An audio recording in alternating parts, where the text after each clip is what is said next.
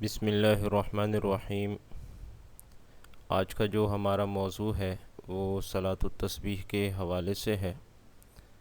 اور یعنی صلاۃ التسبیح کے فضائل، اس کی ادائیگی کا طریقہ کار اور اس کے مسائل انشاءاللہ آج کے اس ٹاپک میں ہم ڈسکس کریں گے۔ اس موضوع سے متعلق جو چیزیں ابھی بیان کی جائیں گی، ان میں پہلی بات تو یہ ہے کہ صلاۃ التسبیح کے کلمات کون سے ہیں، صلاۃ التسبیح کی فضیلت، صلاۃ التسبیح کا ثبوت حدیث سے، صلاۃ التسبیح کب پڑھنی چاہیے،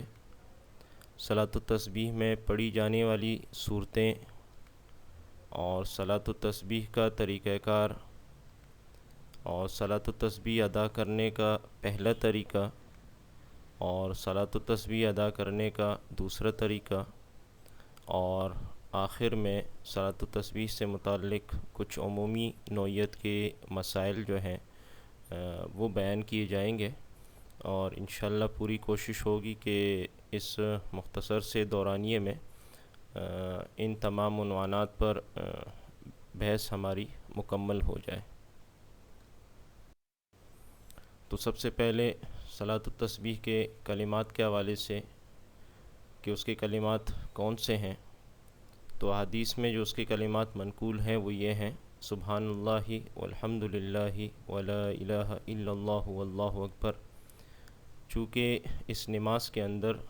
یہ کلمات 300 دفعہ پڑھے جاتے ہیں، اور یہ چونکہ تسبیح کے کلمات ہیں، اسی وجہ سے اس نماز کو صلاۃ تسبیح کہا جاتا ہے۔ جہاں تک ان کلمات کے ترجمے کا تعلق ہے تو اس کا ترجمہ یہ آپ حضرات کے سامنے ہے کہ اس کا ترجمہ یہ ہے کہ اللہ تعالیٰ تمام عیبوں اور برائیوں سے پاک ہیں اور تمام خوبیاں اللہ کے لیے ہیں۔ اللہ تعالیٰ کے سوا کوئی معبود نہیں اور اللہ سب سے بڑا ہے۔ اللہ کی مدد کے بغیر نہ گناہوں سے بچنے کی طاقت ہے اور نہ ہی نیکی کرنے کی، اور اللہ بلند مرتبہ اور بزرگی والا ہے۔ یہ اس کا لفظی ترجمہ تھا۔ صلاۃ التسبیح کے فضیلت کے حوالے سے دو قسم کی جو روایات ہیں وہ ہمیں ملتی ہیں، اور پہلی تو یہ ہے کہ جناب نبی کریم صلی اللہ علیہ وسلم اپنے چچا حضرت عباس رضی اللہ تعالیٰ عنہ اور اپنے چچا زاد بھائی حضرت جعفر رضی اللہ تعالیٰ عنہ اور حضرت عبداللہ ابن عمر رضی اللہ تعالیٰ عنہ اور دیگر صحابہ کرام کو بڑی تاکید سے اس کی تعلیم جو ہے یہ ارشاد فرمائی تھی آپ علیہ الصلاۃ والسلام نے۔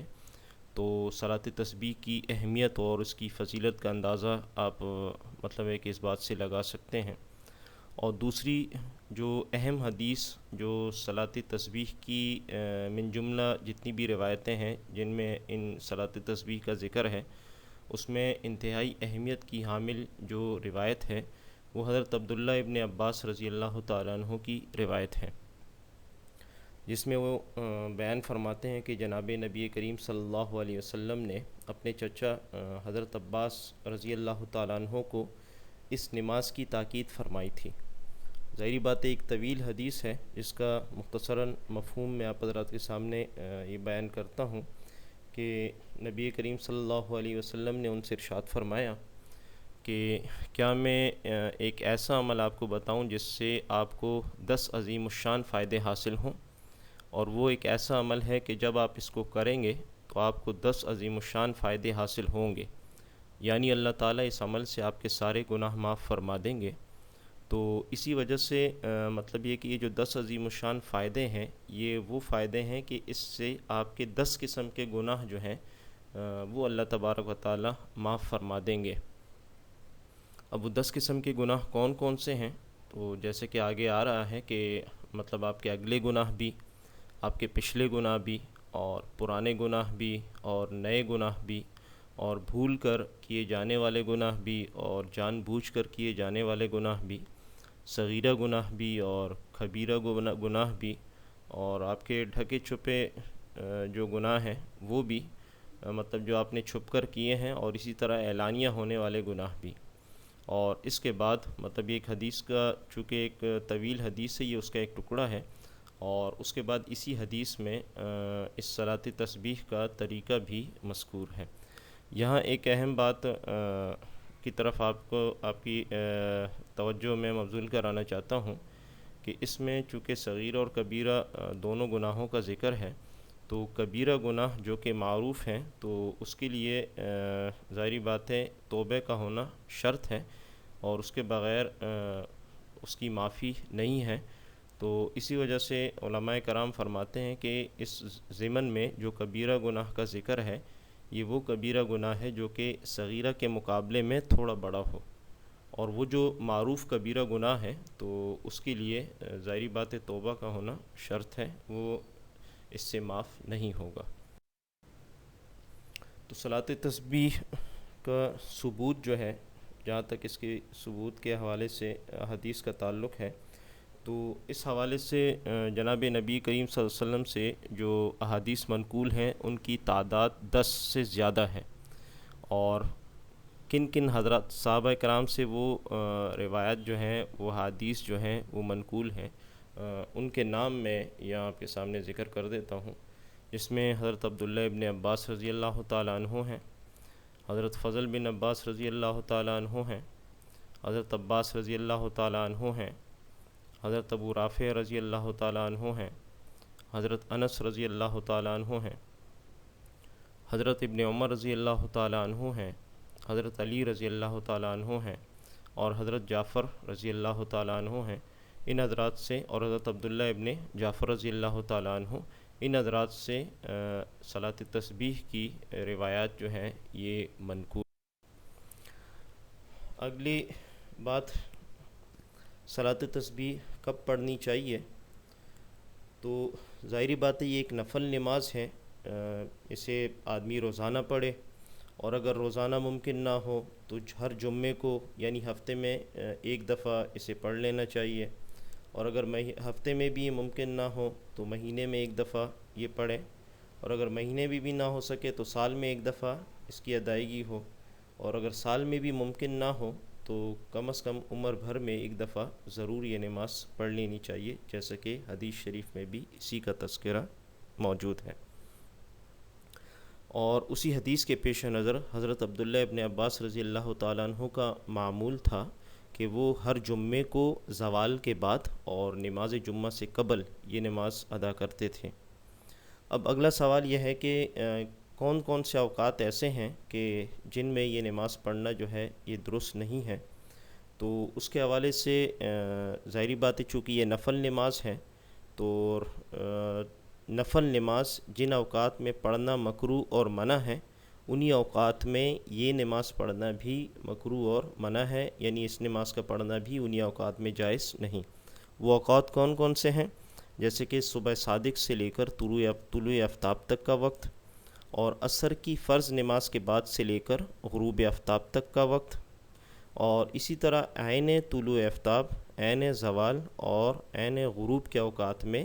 جس طرح مطلب ان اوقات میں نفل نماز کی ادائیگی درست نہیں، تو صلاۃ تسبیح بھی چونکہ نفل ہے تو اس کی ادائیگی بھی ان اوقات میں درست نہیں ہوگی۔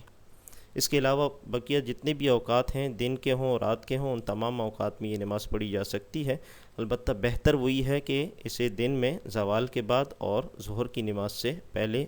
یہ نماز پڑھی جائے، جیسا کہ حضرت عبداللہ ابن عباس رضی اللہ تعالیٰ عنہ کا بھی معمول تھا۔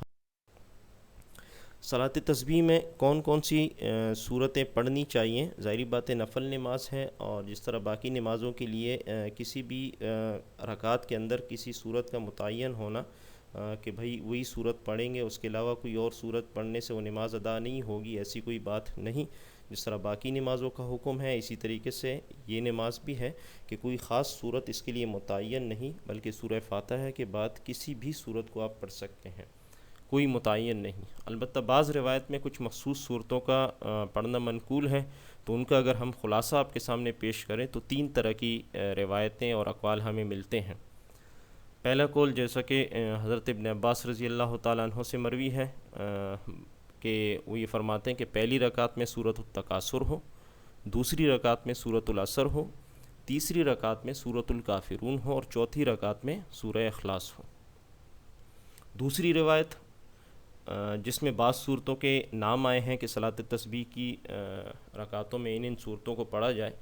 تو اس کا خلاصہ اگر آپ کے سامنے رکھا جائے تو وہ یہ حضرات یہ فرماتے ہیں کہ پہلی رکعت میں سورۃ الزلزال ہو، دوسری رکعت میں سورۃ العادیات، تیسری میں سورۃ النصر اور چوتھی میں سورۃ الاخلاص۔ جبکہ بعض علماء کرام نے فرمایا کہ پہلی رکعت میں سورہ حدید، دوسری میں سورہ حشر، تیسری میں سورہ صاف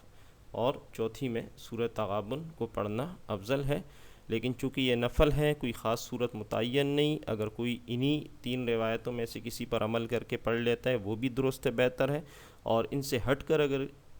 دوسری صورتوں سے اس صلاۃ تسبیح کے 4 رکعتوں کی ادائیگی کرتا ہے تو وہ بھی درست ہے۔ صلاۃ التسبیح کا طریقہ تو احادیث میں ظاہری بات ہے 2 طرح کے طریقے اس کے بتلائے گئے ہیں، جن میں ایک طریقہ جو کہ روایتاً منقول ہے وہ حضرت عباس رضی اللہ تعالیٰ عنہ کا طریقہ ہے، اور دوسرا طریقہ حضرت عبداللہ ابن مبارک رحمہم اللہ کا طریقہ ہے۔ اب کس طریقے کو ہم ترجیح دیں، کس طریقے سے مطلب ہے کہ کون سے طریقے کو ہم اپنے اس میں لائیں عملاً صلاۃ تسبیح میں ہم اسے شامل کریں، تو بہتر تو یہ ہے کہ کبھی ایک طریقے کے مطابق اسے پڑھیں اور کبھی دوسرے طریقے کے مطابق اسے پڑھیں، تاکہ دونوں روایتوں میں جو ہے وہ تطبیق ہو جائے۔ جہاں تک صلاۃ تسبیح ادا کرنے کا پہلا طریقہ ہے تو ظاہری بات ہے اسے آپ سمجھ لیں، اس سے آپ کو دوسرے طریقے کے سمجھنے میں بھی آسانی ہوگی۔ تو یہ طریقہ منقول ہے حضرت عباس رضی اللہ تعالیٰ عنہ سے، اور ظاہری بات ہے 4 رکعت کی نیت ہم باندھ لیں گے۔ پہلی رکعت میں ثنا، تعوذ اور تسمیہ، یہ چونکہ فقہی اصطلاحات ہیں تو بحیثیت مسلمان سب کو اس کا علم ہونا ضروری ہے۔ تو پہلی رکعت میں ثنا، تعوذ، تسمیہ، سورہ فاتحہ اور اس کے ساتھ کسی سورت کے پڑھ لینے کے بعد رکوع میں جانے سے پہلے 15 دفعہ یہ تسبیح ہم پڑھیں گے۔ رکوع میں جانے کے بعد سبحان ربی العظیم چونکہ ہم پڑھتے ہیں، اس کے بعد 10 مرتبہ یہ تسبیح پڑھیں گے۔ پھر قومہ میں یعنی رکوع سے اٹھ کر سجدے میں جانے سے پہلے کی جو ڈیوریشن ہوتی ہے اسے قومہ کہا جاتا ہے، یعنی رکوع سے اٹھ کر سمیع اللہ لمن حمدہ ربنا لک الحمد کہہ کر اس کے بعد 10 دفعہ یہ ہم پڑھیں گے۔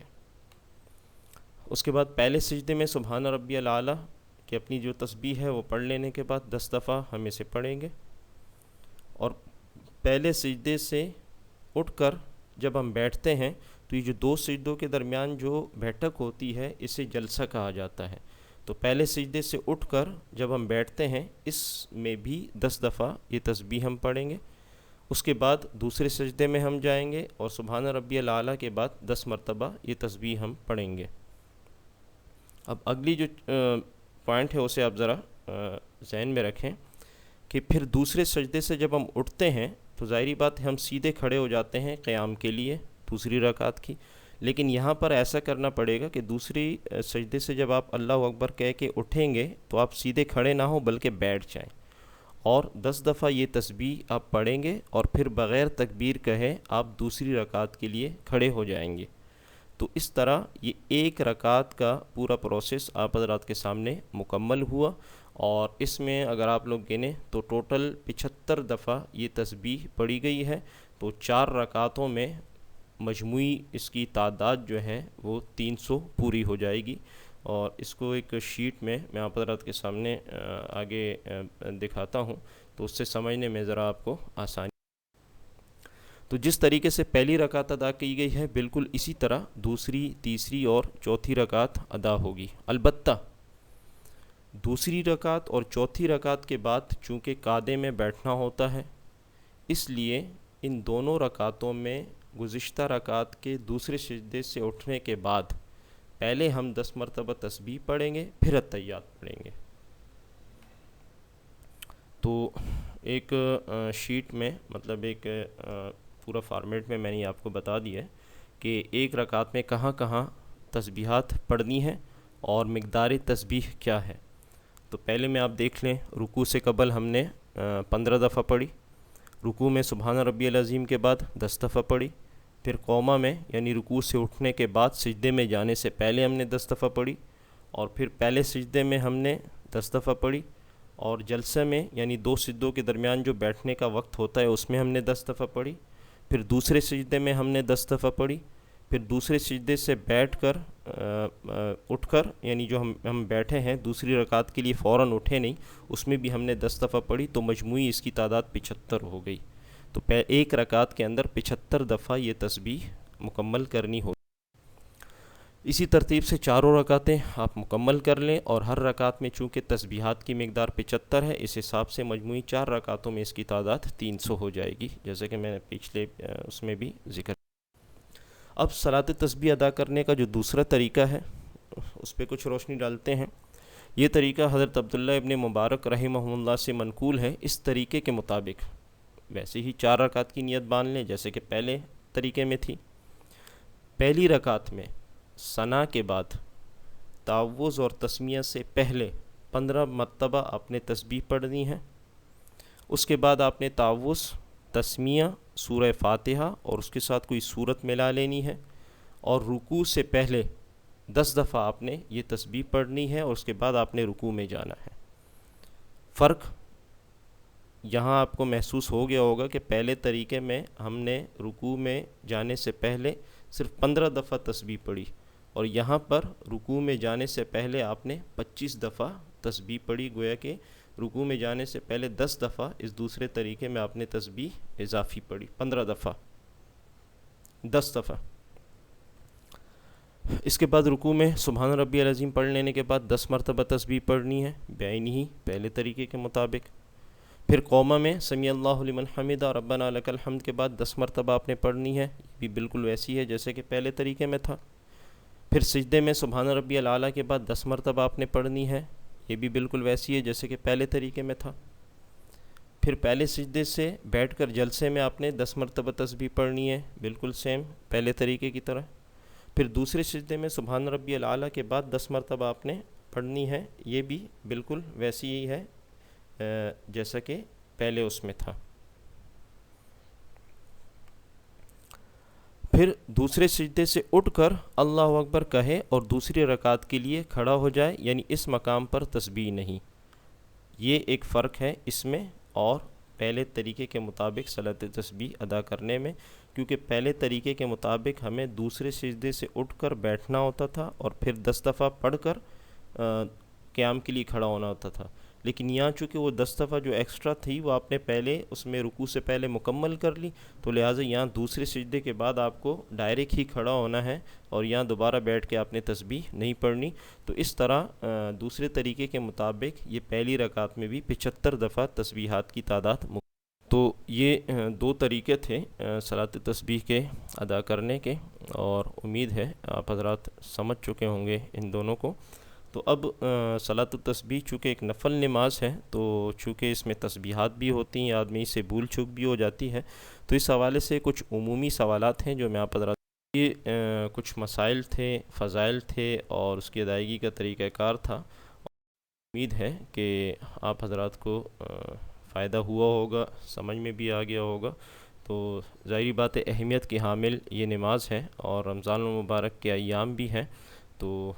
ہر ایک بندے کو چاہیے کہ وہ خود بھی مطلب ہے کہ ظاہری بات ہے وقت بھی ہے ہر ایک کے پاس، خود بھی پڑھے اور اپنے گھر والوں کو بھی اس نفل کی طرف متوجہ کرے، اور ساتھ میں ہمیں بھی اپنی خصوصی دعاؤں میں یاد رکھیں۔ وآخر دعوانا الحمدللہ رب العالمین۔